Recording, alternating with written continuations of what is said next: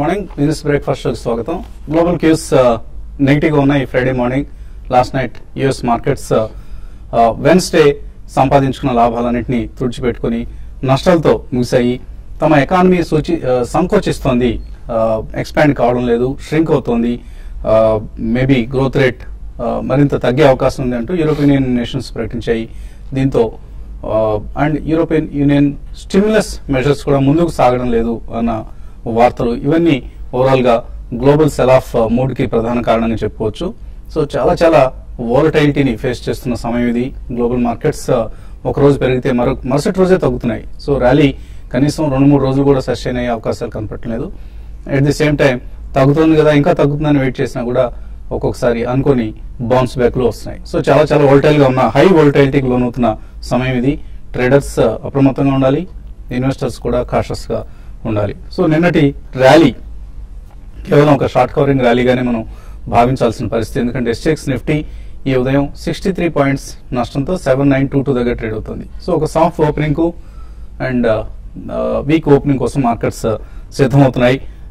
Crude prices recent peaks నుంచి 20% తగ్గాయి. ప్రస్తుతం $88.43 దగ్గర ట్రేడ్ అవుతుంది బ్రెంట్ క్రూడ్.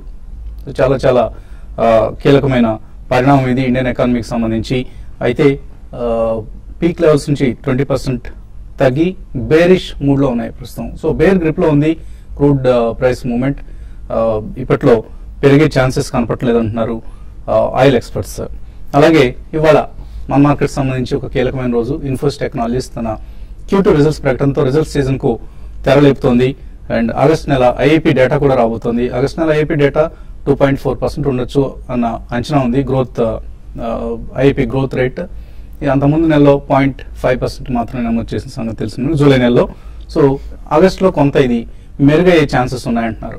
ఇక ఇన్ఫోసిస్ Q2 రిజల్ట్స్ సంబంధించి రకరకాల అంచనాలు మార్కెట్ లో ఉన్నాయి. ఓవరాల్ గా రిజల్ట్స్ సంబంధించి ఎవరు పెద్దగా ఫైర్ వర్క్స్ ను ఎక్స్పెక్ట్ చేయట్లేదు. అయితే Vishal cica, new CEO of Infosys, ఆయన ఎటువంటి స్ట్రాటజీని ఇన్వెస్టర్స్ ముందు ఉంచబోతున్నారు, తను భవిష్యత్తులో కంపెనీని ఏ దిశగా నడిపించేందుకు రంగం సిద్ధం చేస్తున్నారన్న అంశానికి సంబంధించి ఆయన ఎటువంటి ప్రకటన చేస్తారు, ఈ అంశాన్ని మార్కెట్స్ కీలకంగా భావిస్తున్నాయి. అలాగే క్యాపిటల్ అలొకేషన్ ఎలా ఉండబోతోంది, ఎందుకంటే కంపెనీ దగ్గర ఆల్మోస్ట్ $5 బిలియన్ క్యాష్ రిజర్వ్స్ ఉన్నాయి. So free cash reserves $5 billion ఉన్నాయి. సో ఈ డబ్బును, ఈ 30,000 కోట్ల రూపాయలను ఏ విధంగా కంపెనీ వినియోగించబోతోంది, క్యాపిటల్ ను ఎలా అలొకేట్ చేయబోతోంది, విశాల్ సిక్కా దీనికి సంబంధించి ఎటువంటి ప్రణాళికలతో ఉన్నారు, అలాగే మెర్జర్స్ అండ్ ఎక్విజిషన్స్ మీద ఏవైనా అనౌన్స్మెంట్స్ ఉంటాయా, ఈ అంశాలనే అలాగే గైడెన్స్, ఆఫ్ కోర్స్ గైడెన్స్ కొనసాగిస్తారా, లేదంటే ఏదైనా అప్వర్డ్ రివిజన్ లాంటిది ఏదైనా ఉంటుందా, లేదా యాజ్ ఈజ్ వేరీజ్ యథాతథ స్థితిని కొనసాగిస్తారన్నది కూడా వేచి చూడాల్సిన అంశం. ఈలోగా నెట్ ప్రాఫిట్ అంచనాలు 2,985 crores ఉండొచ్చని, సుమారుగా 3.5% పెరగచ్చు. అలాగే revenue 4.2% in rupee terms, 2.9% in dollar terms ఉండొచ్చు అన్న అంచనాలు ఉన్నాయి. సో ఆల్ ఇన్ ఆల్ ఒక positive guidance, positive result market expect చేస్తుంది. And Vishal Sikka strategy announcement ఎలా ఉండబోతుంది, ఎందుకంటే Infosys technologies is an under performer among the IT pack. ఎందుకంటే ఇయర్ టు డేట్ చూస్తే మనకు TCS, Tech Mahindra, HCL technologies లాంటివి 23 to 33% పెరిగాయి. Whereas Infosys has gain only 5% so far this year. So ఇక్కడ నుంచి కూడా ఈ అండర్ పెర్ఫార్మెన్స్ కొనసాగుతుందా, లేక ఇక్కడ నుంచి మెరుగైన పనితీరుతో ఇన్వెస్టర్స్ ని తిరిగి ఆకట్టుకుంటుందా ఇన్ఫోసిస్ అనేది కీలకం కాబోతుంది. ఇక మార్కెట్స్ లో మెటల్స్, బ్యాంక్ స్టాక్స్ మనకు నిన్న బాగా పెర్ఫార్మ్ చేయడం చూసాం. ఆ పనితీరు కొనసాగుతుందా, లేకపోతే మళ్ళీ డిఫెన్సివ్సే ఫ్రంట్ సీట్ లోకి వస్తాయి, ఈ హైబీటా అవన్నీ కూడా వెనక్ సీట్కి వెళ్తాయి అన్నది కూడా ఇవాళ ట్రేడింగ్ లో మనకు స్పష్టం కాబోతుంది. ఈ అంశాలన్నింటి మీద మాట్లాడేందుకు మనతో అనలిస్ట్ సిద్ధంగా ఉన్నారు. సో ఇటువంటి రిజల్ట్ కోసం మార్కెట్స్ ఎదురు చూస్తున్న ఇన్ఫోసిస్ టెక్నాలజీ సంబంధించి, అండ్ ఈ రిజల్ట్ ప్రభావం మార్కెట్ మీద ఏదైనా ఉంటుందా? డెఫినెట్ గా అట్లీస్ట్ ఓవరాల్ మార్కెట్ మీద కొద్దిగా ఉండి ఐటీ రంగం మీద మాత్రం డెఫినెట్లీ దీని ప్రభావం ఉంటుంది. ఎందుకంటే విశాల్ సిక్కా గారు టేక్ ఓవర్ చేసిన తర్వాత CEO గారు, this is the first quarter, so there will be lot of enthusiasm in his commentary. మీ mention it rightly.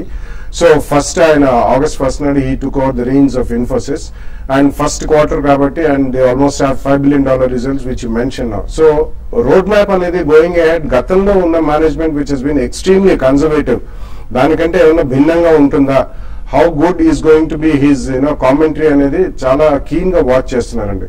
And definitely ఈ రిజల్ట్స్ ప్రభావం అనేది ఐటీ సెక్టర్ మీద తప్పకుండా ఉంటుంది. Recently city has down grade almost all the IT stocks. Plus I think majority of the counters, even in pharmaceuticals, last 2 days back, US Congress వాళ్ళు ఏదైతే price increase మీద వాళ్ళు కొద్దిగా ఇన్వెస్టిగేషన్ చేస్తున్నారు, అది కూడా both IT and pharma which have been doing well have taken a back seat. కాబట్టి ఈ రోజు results it will start, the results season starts with Infosys అండి. డెఫినెట్లీ దీని ప్రభావం మార్కెట్ మీద ఉంటుంది. బట్ ఓవరాల్ గా చూసుకుంటే మనకి నిన్న మనం చాలా స్ట్రాంగ్ గ్రోత్ చూసాం కాబట్టి మార్కెట్ లో చాలా స్ట్రాంగ్ పుల్ బ్యాక్ అనండి, వాల్యూ బేస్డ్ బయింగ్ అనండి. ఈ రోజు I think it can be little bit stable. మనకి మార్నింగ్ నుంచి SGX చాలా నెగిటివ్ గా ట్రేడ్ అని I don't think there is so much of negativity, ఎందుకంటే there can be pleasant surprises today in terms of Infosys results as well as IP data. So ఈ రెండు మనం పక్కకి పెడితే going forward I think market will definitely take its own eventual course in terms of fundamentals అండి. Purely fundamental based rallies ఇక ముందు ముందు ఉంటాయి. ఓవరాల్ చాలా స్ట్రాంగ్ బుల్లిష్ ట్రెండ్ అనేది మనం చాలా అరుదుగా చూసే అనుమానం. నెక్స్ట్ 1 or 2 quarters లో I think they will be lot of consolidation, probably 200 to 300 points range లో నిఫ్టీ కొట్టుమిట్ ఆడొచ్చు. But in my opinion, any strong rally should be slightly sold into, and any weakness in the market should be bought into very heavily. Endukante if you are talking about the next at least 12 to 18 months view minimum, or 2 or 3 years unte matram tappakunda next 3 months should be utilized to load some good stocks across the board and across all the sectors. Especially నిన్న మనం building materials ఇటువంటి companies కొన్ని చూసాము, like ceramics కానివ్వండి, Hindustan sanitary, Kajaria, ఇటువంటివన్నీ they are doing extremely well. This is a new sector and last 3-6 months నుంచి మనం చెప్తూనే ఉన్నాం బిల్డింగ్ మెటీరియల్ అనేది కూడా it's going to be one of the strong performers అని. సో కొంచెం మన ఐటీ అండ్ ఫార్మస్యూటికల్స్ లో సెలెక్టివ్ గా ఉండి మేబీ బిల్డింగ్ మెటీరియల్స్ ఒకటి, ఆటో యాన్సిలరీ ఒకటి మళ్ళీ తిరిగి బౌన్స్ బ్యాక్ కావచ్చు. We are entering in to the festival season and going forward November end నుంచే మనకి ఆల్మోస్ట్ బడ్జెట్ మీటింగ్స్ మొదలవుతున్న సంకేతాలు అందుతున్నాయి. కాబట్టి again there'll be some hope built in to the rallies post November. So ఇవన్నీ మనం దృష్టిలో పెట్టుకుని any weakness should be bought in to in the market అనే చెప్పొచ్చు. సో ట్రేడర్స్ ఎటువంటి సలహా ఇస్తారు? ఇవాళ opening trade gap down opening కోసం మార్కెట్ సిద్ధం అవుతున్నాయి. సో ఈ గ్యాప్ డౌన్ ఓపెనింగ్ ను ట్రేడర్స్ ఎట్లా ఉపయోగించుకోవాలి? ఈ గ్యాప్ డౌన్ కొంచెం సెలెక్టెడ్ వాటిలో లాంగ్ పొజిషన్ తీసుకోవచ్చు, కొన్ని సెలెక్టెడ్ వాటిలో సెల్లింగ్ చేసుకోవచ్చు.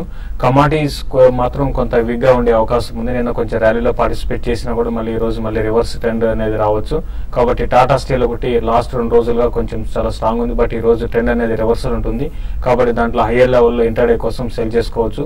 అదేవిధంగా హై బీటా స్టాక్స్ లో కూడా కొన్ని స్టాక్స్ లైక్ DLF ఒకటి కూడా హైయర్ లెవెల్ అరౌండ్ 152 దాని బిలో ఉంటే సెల్ చేసి 154 దగ్గర స్టాప్ లాస్ పెట్టుకోమంటాను.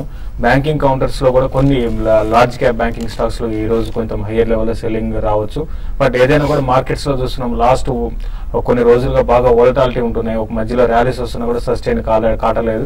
నిన్న దగ్గరగా 120 points దాకా ర్యాలీ చూసాం. మళ్ళీ ఈ రోజు డౌన్ ట్రెండ్, రివర్సల్ ట్రెండ్ అని ఉంది. అయితే ఈ రోజు నిఫ్టీకి కీలకమైన మద్దతు అరౌండ్ 7920 దగ్గర ఉంటుంది. అది కానీ బ్రేక్ అయిందంటే మాత్రం మార్కెట్స్ మళ్ళీ డౌన్ ట్రెండ్ ఉంటుంది. ఒకవేళ 7920 దగ్గర నిఫ్టీగా ఆగితే మళ్ళీ రానున్న రోజుల్లో నిఫ్టీ రేంజ్ బౌండ్ ఉండే అవకాశం ఉంది. FIs కంటిన్యూగా సెల్ చేస్తున్నారు కాబట్టి FIs సెల్లింగ్ ఆగేంత వరకు కూడా మార్కెట్ లో యాక్టివిటీ ఉండకపోవచ్చు.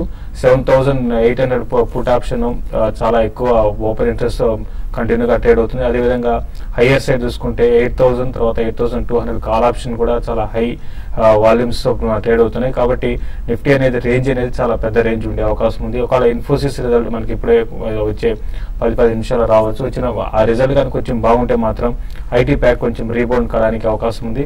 అయితే లాస్ట్ కొన్ని రోజులుగా ఒక ఇంట్రెస్టింగ్ ఏంటంటే ఈవెన్ ఫార్మా స్టాక్స్ లో కూడా సెల్లింగ్ అనేది 3 to 4% ఎప్పుడు కూడా డిఫెన్స్ అనుకునే స్టాక్స్ లో కూడా సెల్లింగ్ ఉంటున్నాం. కార్ట్లో వీటిలో కూడా మిడ్ క్యాప్ లో ఎవరైతే ఇన్వెస్ట్మెంట్ చేసి లాంగ్ టర్మ్ కోసం ఉన్నారో వాటిలో ప్రాఫిట్ ఉంటే 50% ప్రాఫిట్ బుక్ చేసుకోమని చెప్తాను. ఓవరాల్ 10 పరంగా చెప్పాలంటే రేంజ్ బౌండ్ ఉండే అవకాశం ఎక్కువ ఉందండి. So e commerce market place లో చాలా కాంపిటీషన్ ఇంటెన్సిఫై అవుతోంది. Amazon goes for Diwali sale అంటూ ఒక వార్త ఇవాళ ఎకనామిక్ టైమ్స్ లో మనకు ప్రముఖంగా చూడొచ్చు పేజ్ 1 లో. సో అమెజాన్ దివాళీ సేల్ ప్రారంభించింది. 15% డిస్కౌంట్ ఇస్తుంది. In addition to the previous discounts. Last night నేను ఒక ప్రోడక్ట్ ని కొందామని అమెజాన్ సైట్ లోకి వెళ్తే ఐ గాట్ ఆల్మోస్ట్ ఫిజికల్ గా మనం బ్రిక్ అండ్ మోటార్ షాప్స్ ఏవైతే ఉన్నాయో ఈ ఎలక్ట్రానిక్స్ ఆ ఎలక్ట్రానిక్స్ అంటూ అటువంటి షాప్స్ తో పోలిస్తే నాకు 30 to 40% డిస్కౌంట్ కి నాకు ప్రోడక్ట్ గత రాత్రి కొనడం జరిగింది. సో ఇంత హ్యూజ్ డిస్కౌంట్స్ వస్తున్నాయంటే మనకు ఇప్పటి వరకు రిటైలర్స్ ఎటువంటి మార్జిన్స్ ఎంజాయ్ చేస్తున్నారన్న అంశాన్ని, అఫ్ కోర్స్ వాళ్ళకుండే ఖర్చులు వాళ్ళకుంటాయి, రియల్ ఎస్టేట్ కావచ్చు, స్టాఫ్ కాస్ట్ కావచ్చు, అదర్ ఎక్స్పెండిచర్ ఏదైతే ఉంటుందో ఇదంతా ఓవర్ హెడ్స్ అంటాం. సో ఆ ఓవర్ హెడ్ ఎక్స్పెండిచర్ అంతా మినహాయించినా కూడా they are enjoying huge margins. So ఈ అంశాన్ని దృష్టిలో ఉంచుకుంటే ప్రస్తుతానికి e commerce is the king. So don't go to the physical stores to buy the goods. వీలైనంత వరకు ఈ కామర్స్ సైట్స్ లో కొనండి. మంచి బెనిఫిట్స్ ఉంటున్నాయి మార్జిన్స్ తో పాటు. క్వాలిటీ విషయంలో ఎటువంటి చాలా మందికి అపోహ ఉంటుంది, మనం ఆన్లైన్ లో కొంటే క్వాలిటీ ఏదైనా తగ్గుతుందేమో గూడ్స్ సంబంధించి, లేదా వారంటీస్ గ్యారంటీస్ లాంటివి ఏమైనా మిస్ అవుతాయేమో. ఈ అన్ని అంశాలకు సంబంధించి ఈ కామర్స్ సైట్స్ లో మనం ఫిజికల్ షాప్స్ లో కొంటే ఎటువంటి బెనిఫిట్ ఉంటుందో అంతకంటే ఎక్కువ benefit in terms of margins savings కావచ్చు, కాస్ట్ సేవింగ్స్ కావచ్చు, ఇతరత్ర బెనిఫిట్స్ కూడా ఉంటాయి. So let's encourage the e commerce business. మనం అపోహల్ని విడనాడదాం. అయితే అఫ్ కోర్స్ ఫ్లిప్కార్ట్ లాంటి లాస్ట్ టైం వాళ్ళు చేసిన బిగ్ బిలియన్ డే సేల్స్ లాంటి అంశాల్లో మాత్రం ఎప్పటికప్పుడు మనం వాళ్ళ ప్రయత్నాల్ని తిప్పికొట్టే ప్రయత్నం చేయాలి. అండ్ ఇప్పుడు competition commission of India threat చేస్తుంది, అంటే బెదిరిస్తుంది, దర్యాప్తు చేస్తుంది ఫ్లిప్కార్ట్ మొన్నటి సోమవారం ఉదంతం మీద అన్న వార్తలు ఉన్నాయి. సో అటువంటి ఎప్పటికప్పుడు రెగ్యులేటరీ చెక్స్ ప్రభుత్వ పరంగా ఉండాలి. అండ్ కన్స్యూమర్స్ కూడా మనం కూడా సంఘటితంగా ఉంటే మేబీ ఎప్పుడైనా వాళ్ళు మనం డూప్ చేసే అవకాశాలు ఉన్నప్పుడు వీ కెన్ రియల్లీ తిప్పికొట్టచ్చు అటువంటి ప్రయత్నాన్ని. కాలర్స్ లైన్ ఉన్నారు. ఫస్ట్ కాలర్ గురు ప్రతాప్ రెడ్డి, ఏలూరు నుంచి. హలో, గుడ్ మార్నింగ్ వసంత్ గారు. గుడ్ మార్నింగ్ అండి. Thank you for advice. E commerce తర్వాత మొన్న కూడా మీరు జూబ్లీ హిల్స్ లో కాఫీ దాని గురించి చెప్పారు కదా, కంపెనీ పేరు మర్చిపోయారు కానీ స్టార్బక్స్. సో ఇవి మంచి డేటా కలెక్ట్ చేసి అందిస్తున్నారు. వెరీ నైస్ కాఫీ అండి. థ్యాంక్ యూ అండి. తర్వాత ఇప్పుడు మన అమెరికాలో చాలా వాలిటిలిటీ ఎక్కువైంది. ఇప్పుడు యూరోప్ లో ఏదో కన్సర్న్స్ ఉన్నాయని చెప్పి అమెరికా పడటం, దాన్ని చూసుకుని మళ్ళీ ఇక్కడ ఇండియా ఏషియన్ మార్కెట్స్ పడటం, ఈ డీకప్లింగ్ థియరీ అనేది ఇంకా ఎమర్జ్ అవ్వట్లేదండి. తర్వాత ఒక 3 స్టాక్స్ సార్, ఎలికార్ ఇంజనీరింగ్ ఒకటి, మ్యాగ్నా ఫిన్కార్ప్, లవబుల్ లింగరీ. ఏమండి మ్యాగ్నా ఫిన్కార్ప్, ఇంకొకటి ఏదన్నారు? లవబుల్ లింగరీ అండి. Lovable Lingerie. Okay okay. So మీరు అన్నట్లుగా గ్లోబలైజేషన్ కి వెళ్ళాం మనం. ఇంకా ఇక్కడ నుంచి డీకప్లింగ్ అన్న థియరీలు అంతగా పనిచేయవు. ఎప్పుడన్నా 1-2 సందర్భాల్లో పనిచేస్తాయేమో తప్ప ప్రతి ఎకానమీ ఎక్కడ ఏ చిన్న ఎకానమీ దెబ్బతిన్నా కూడా, పోర్చుగీస్ కావచ్చు, స్పెయిన్ కావచ్చు, ఎంత చిన్న ఎకానమీ దెబ్బతిన్నా కూడా ప్రపంచం మొత్తం మీద దాని ప్రభావం ఉంటుంది. ఈ అంశాన్ని మనం విస్మరించకూడదు. మేబీ అప్పుడప్పుడు మనకు అనిపిస్తుంటుంది డీకపుల్ అయ్యాయని, బట్ అది భ్రమ మాత్రమే. In the long run we all have to work in tandem with each other. ఈ అంశాన్ని దృష్టిలో ఉంచుకోవాలి. సో స్టాక్స్ సంబంధించి ఆయన 3 స్టాక్స్ అడిగారు. Yeah, I think Lovewell is definitely a buy and around 360, 370 ఉంది. Actually వాళ్ళది కొద్దిగా public issue about 3.5-4 years back వచ్చారు, but there was a delay in putting up the next project in Bangalore.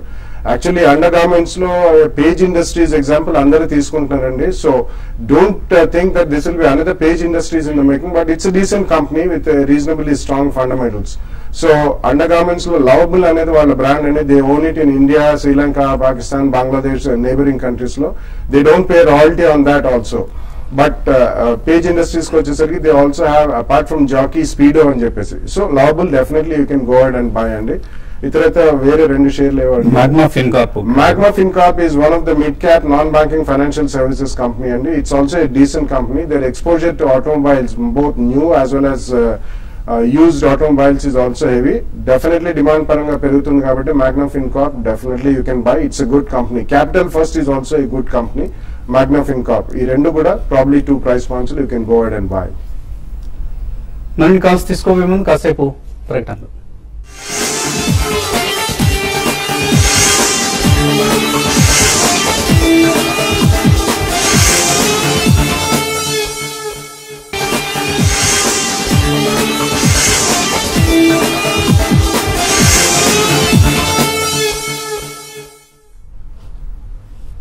Breakfast తిరిగి స్వాగతం. తర్వాత caller line ఉన్నారు, వైజాగ్ నుంచి Vinod.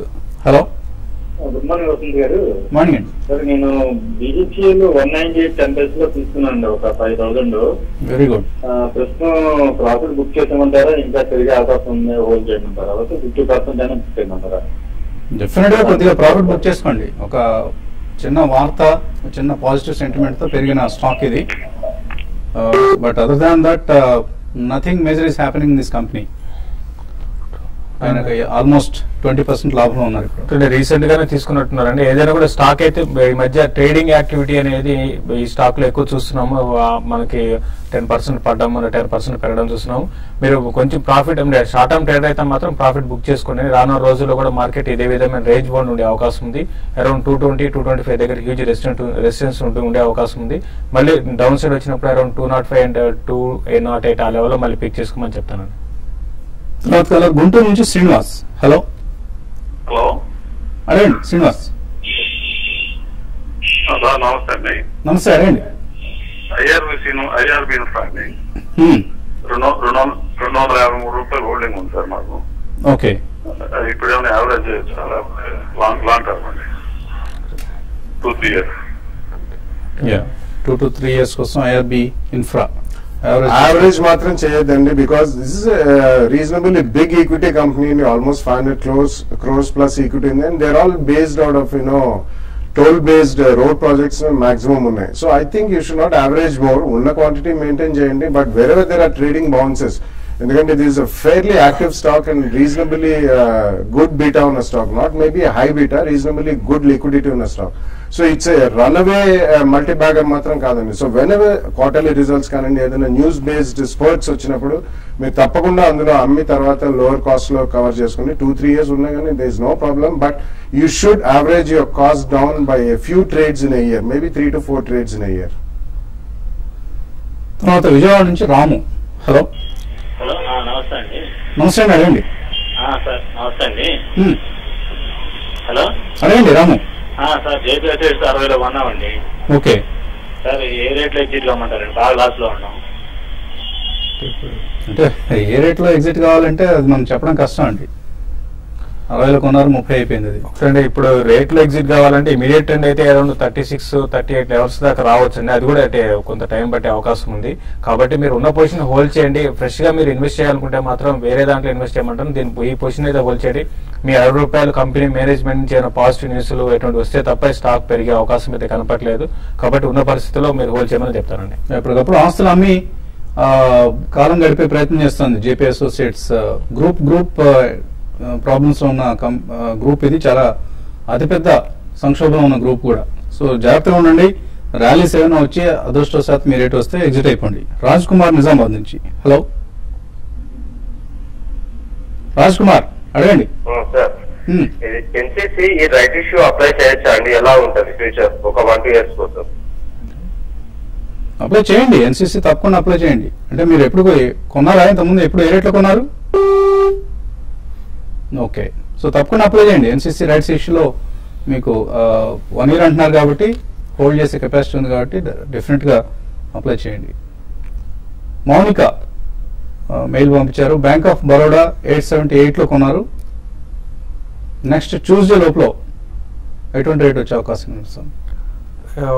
Next Tuesday లోపల అంటే కష్టం. అంటే అరౌండ్ 880 దగ్గర దీనికి రెసిస్టెన్స్ ఉంది. ఇదే లెవెల్లో ఉండే అవకాశం ఉందండి. బట్ 1 or 2 days లో మార్కెట్ సాగితే మాత్రం 900 దాకా రావచ్చు అండి.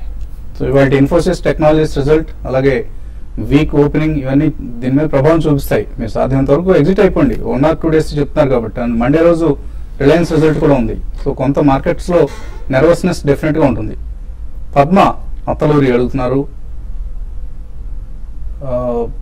దీపావళి సజెషన్స్ బాగుంటాయి మీవి.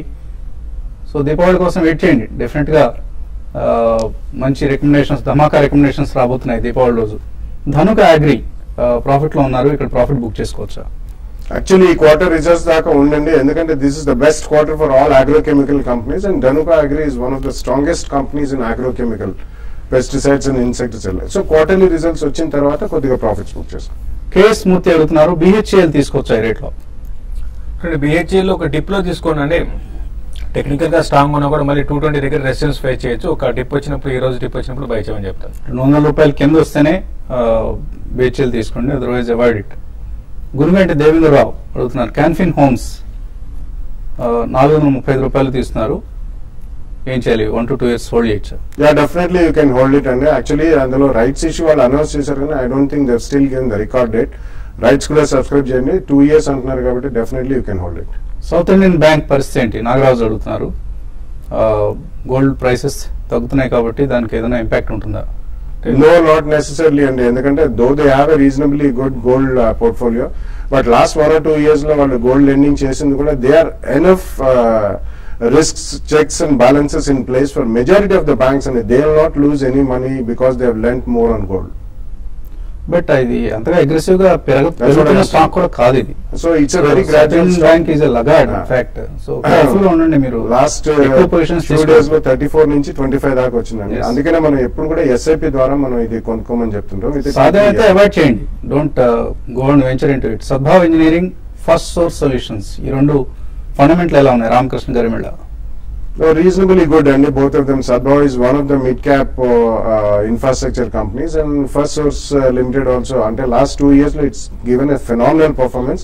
It's one of the strong BPOs. You can definitely continue to hold. Sunil Hitech 71 కొన్నారు, రాజేశ్వరరావు కొన్ని అమ్మేశారు 143లో. ఇప్పుడు మిగతా ఏం చేయాలి? You can keep it, and actually balance of plants lo they are one of the strongest players in the Sunil High-Tech anedi. So definitely you can hold it. Next 1 or 2 years we will make some decent money. And JBF కొన్నారు long back, hold చేయొచ్చా, last book చేయొచ్చా? It's a good stock to hold, and actually they are one of the largest manufacturers of polyester chips and PET ఇవన్నీ కూడా తయారు చేస్తారు. Definitely you should hold on to the stock. JBM auto 400 షేర్లు తీసుకుందాం అనుకుంటున్నారు, విజయ్ ఇటుకల తీసుకోవచ్చా? Actually నిన్న కూడా అది I think it was on the upper circuit అండి. 1 bonus and split రెండు అనౌన్స్ చేశారు.